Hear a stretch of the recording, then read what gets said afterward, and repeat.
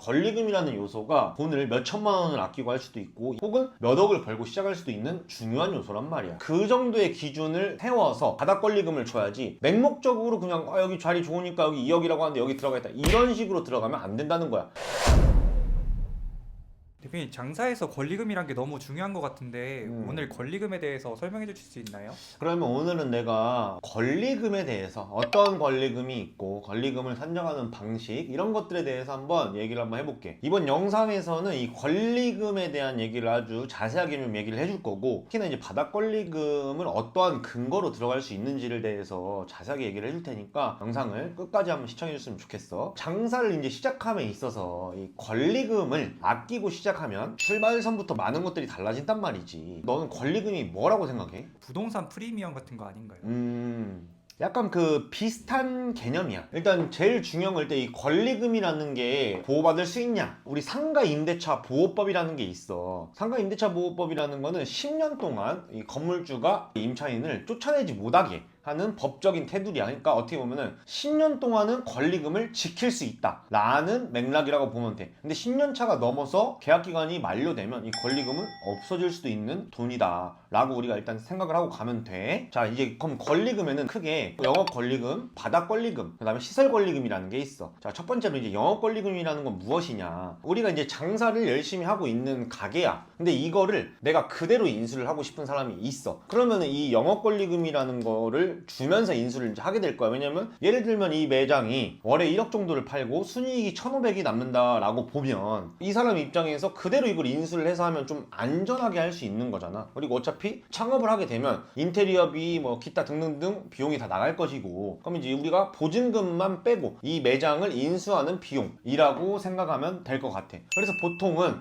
영업권리금은 순이익에 한 12개월을 곱해서 그러니까 예를 들면 우리가 월 순이익이 1,000만 원이 나오는 매장이라고 하면 한 1억 정도의 영업권리금을 주고 거래를 보통 한다 라고 보면 돼. 근데 우리가 이제 잘 알아야 될 거는 옛날에 그런 사례들이 많았었는데 뭐 포스를 조작한다든지 뭐 여러 가지들을 조작을 한 1년 동안 해서 여기가 마치 엄청나게 매출이 잘 나오는 매장처럼 포장을 해서 영업권리금을 넘기고 하는 사례들이 굉장히 많았거든. 그러니까 어떻게 보면 권리금 약간 사기와 비슷한 행태인 거지. 근데 요새는 이제 카드로 다들 결제를 하고 하는 부분이 생겼기 때문에 이런 것들은 많이 없어졌다라고 보면 돼. 근데 영업권리금을 주고 우리가 매장을 인수할 거라고 하면 반드시 그 매장에서 2달 정도에서 3달 정도는 직접 좀 근무를 해보였으면 좋겠어. 그 매출이 진짠지 그리고 순이익이 이 정도 나오는 게 확실한지를 확인을 해보고 인수를 해도 늦지 않는다. 그 다음은 이제 이 바닥권리금이야. 사실 이 바닥권리금이라는 게 가장 중요한 건데 바닥권리금은 어떠한 업종을 하고 있든 간에 그 상가의 바닥에 깔려있는 권리금, 한마디로 좋은 자리니까 그 바닥에 프리미엄이 깔려있다라고 보면 되는 거야. 내가 이걸 그대로 인수를 하든 다른 업장으로 바꾸든 이 바닥 권리금은 그냥 그대로 가는 거라고 보면 되는 거지. 그래서 이 바닥 권리금이라는 게 굉장히 중요한데 자, 그럼 우리는 이 바닥 권리금을 어떻게 한번 계산을 해볼 것인가. 나는 사실 이 바닥 권리금을 주었을 때 1년 반에서 2년 안에 회수가 되느냐 라는 기준을 세우고 본단 말이지. 내가 간단한 예시를 하나 들어볼게. 예를 들면 이 A라는 매장이 있고 B라는 매장이 있어. A라는 매장은 바닥 권리금이 빵원이고 B라는 매장은 바닥 권리금이 약 1억 원이 있다고 치자고.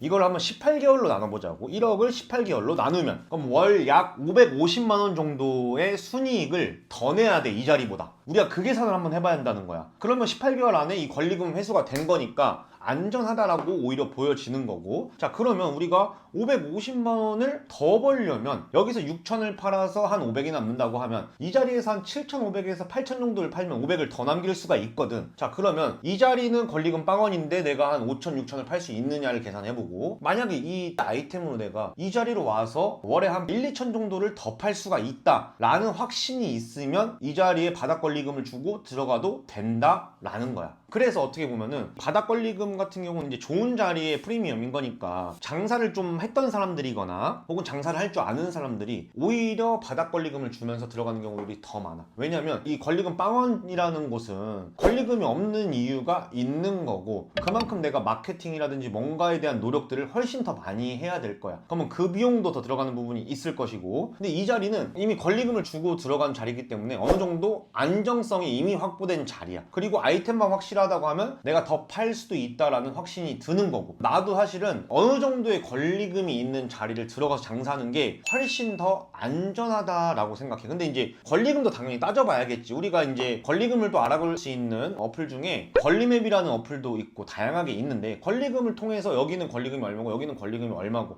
혹은 우리가 부동산을 통해서도 권리금 비교를 해보면서 어떤 자리가 좀 더 좋은 자리인지 임장 몇 번 해보면 알 수 있는 거고, 상권 분석이라는 것도 어느 정도 해보면 우리가 답이 나와. 그런 부분에 대해서는 내가 전자책에 아주 자세하게 설명을 해놨으니까 전자책을 한번 구매해서 보시면 도움이 아주 많이 될 것 같고, 어쨌든 우리는 그 정도의 기준을 세워서 이 바닥 권리금을 줘야지 맹목적으로 그냥 여기 자리 좋으니까 여기 2억이라고 하는데 여기 들어가겠다 이런 식으로 들어가면 안 된다는 거야. 반드시 어느 정도 철저한 계획을 세워서 들어가야 한다는 거지. 대표님, 근데 바닥 권리금이 있으면 좀 안정적인 거면 초보 창업자도 들어가면은 좀 안정적이게 할 수 있겠네요.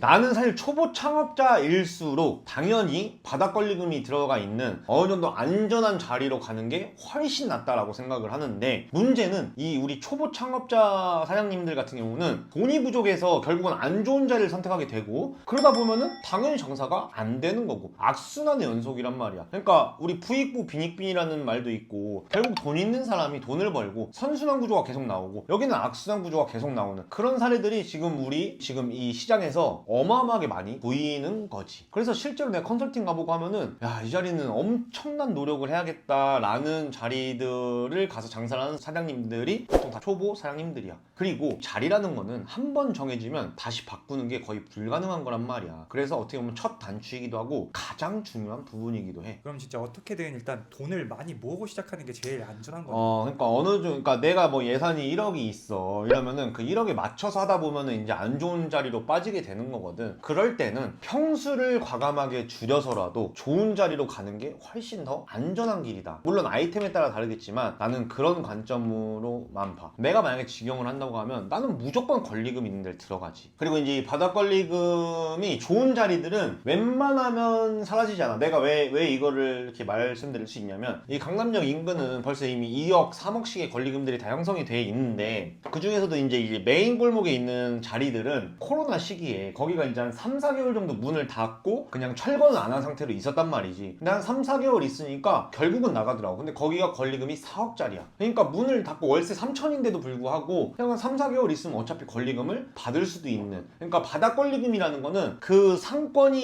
이동하지 않는 한 잘 안 없어지는 거기도 해. 그리고 경기가 살아났을 때는 바닥 권리금은 더 올라가는 부분도 있고. 근데 여기서 우리가 또 장사를 이제 진짜 잘하는 사람들 같은 경우는 바닥 권리금을 많이 후려치거나 혹은 경기가 안 좋을 때거나 이럴 때 그 좋은 매물을 잡아서 매출만 올려놓으면 바닥 권리금이 딱 형성이 돼. 실예로 나 같은 경우 이 강남 본점을 권리금 0원에 얻었단 말이지. 왜냐면 코로나 시국이었으니까. 그렇게 얻어서 지금은 주변에서 이제 제한 들어오는 것들이 보통 3억, 4억 이런 식으로 제한이 들어와. 그러니까 이미 장사를 해서 나는 수익 외에도 이미 2, 3년 만에 3, 4억을 벌고 들어갈 수도 있다 라는 관점이 있다는 거야. 한마디로 이 바닥 권리금이라는 거는 누군가는 몇 억을 지불하고도 못 받을 수도 있는 돈인 거고, 누군가는 이미 몇 억을 벌고 나서 장사를 시작할 수도 있는 거 라고 생각을 하면 되는 것 같아. 내가 왜 이 바닥 권리금에 대해서 계속 좀 중요하게 좀 얘기를 하냐면, 일단은 우리가 이런 말이 있잖아. 목이 반이다 라는 말이 있는데, 이 말이 틀린 말은 절대 아니야. 왜냐? 한번 정해지면 바꿀 수가 없고, 목이 좋다는 거는 내가 마케팅을 잘 할 줄 모르더라도 기본적으로 받쳐주는 수요가 있기 때문에 맛이 어느 정도 보장이 됐다라고 하면은 손해는 보지 않고 나올 수가 있어. 그러니까 그만큼 어떻게 보면은 안전할 수도 있다라는 말이거든. 그래서 굉장히 좀 중요한 부분이다. 대표님, 근데 장사 잘하시는 분들 중에 일부러 자리 안 좋은데 골라서 들어가시는 분도 있지 않나요? 근데 그거는 구시대적인 발상이고 지금은 또 그렇지 않아. 왜냐? 좋은 자리에 들어가서 하는 사장님들이 마케팅을 더 잘해. 예전에는 좋지 않은 자리를 들어가서 그런 마케팅을 할 줄 아는 사람들이 붐을 일으켰다고 하면, 지금은 모든 상권에서 다 마케팅을 잘하기 때문에 오히려 장사를 잘하는 사람들은 반드시 좋은 자리를 들어간다.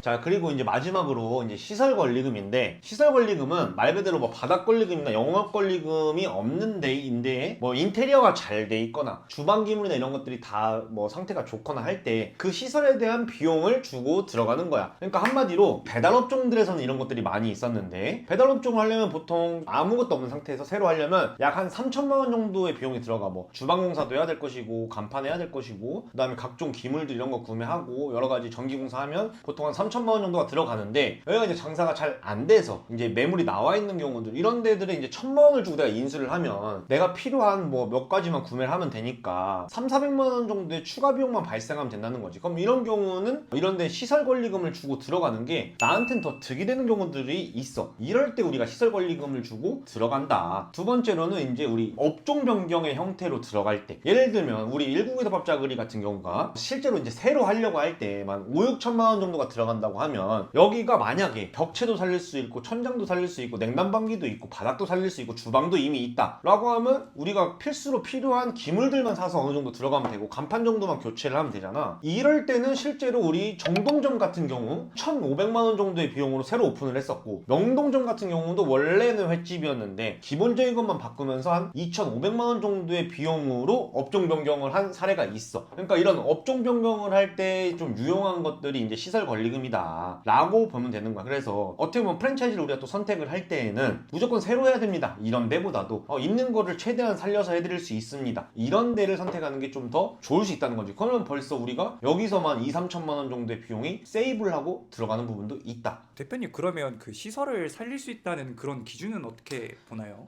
그거는 이제 경험치가 어느 정도 필요한데 내가 예시를 보여줄게. 우리 정동점의 예시를 한번 보여주면 원래 이랬던 매장인데 이렇게 바뀐 거란 말이지. 그러니까 나는 이제 현장을 내가 가봤을 때 이거 바닥 살릴 수 있고 주방 면적 나왔으면 이거 주방을 추가 공사할 필요가 없다 라든지, 벽체도 우리 인테리어 요소랑 어느 정도 어울리게 간다고 하면 여기에 액자만 건다든지 병풍만 두른다든지 해서 최소의 비용으로 이걸 내가 탈바꿈을 할 수 있겠다 라는 판단 기준이 필요해. 그 다음 이제 명동점 같은 경우도 이게 원목 재질로 이렇게, 왜냐면 이제 초밥집이고 이랬었으니까 이런 재질로 되어 있단 말이야. 그러면 주방 면적 어느 정도 보고 동선 봤을 때 이거 이 정도의 목공사만 들어가면 된다, 혹은 벽체는 살리면서 요 정도 면에만 병풍을 해서 최소 비용으로 느낌을 아예 바꿀 수가 있겠다 라는 기준들이 생기면 충분히 업종 변경으로도 비용을 절감해서도 매장을 오픈할 수 있다는 거지. 이 시설 권리금 같은 경우도 사실은 공부를 조금만 해서 볼 줄 알기만 하면 비용을 최소 1, 2천만 원 정도는 세이브를 할 수 있는 굉장히 중요한 거라고 보면 되는 것 같아.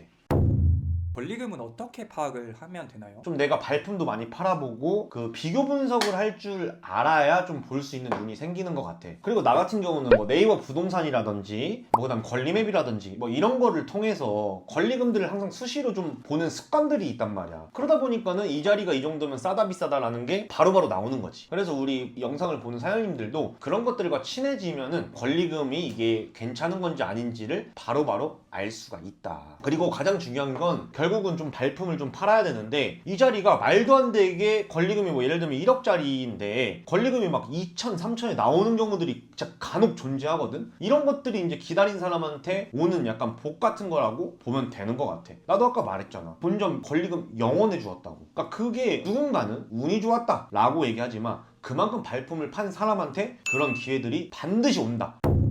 어쨌든 오늘은 이 권리금에 대해서 내가 좀 자세하게 얘기를 해드렸고, 장사를 시작하는 데 있어서 이 권리금이라는 요소가 돈을 몇 천만 원을 아끼고 할 수도 있고 이미 몇 천만 원을 벌고 혹은 몇 억을 벌고 시작할 수도 있는 중요한 요소란 말이야. 이 영상을 통해서 예비 창업자분들이나 장사를 하고 있는 자영업자 사장님들이 권리금에 대해서 어떻게 이걸 이용하면 되는지에 대해서 공부를 좀 잘 하셨으면 좋겠고, 권리금을 좀 두둑히 챙겨서 나갈 수 있는 그런 매장들이 됐으면 좋겠다.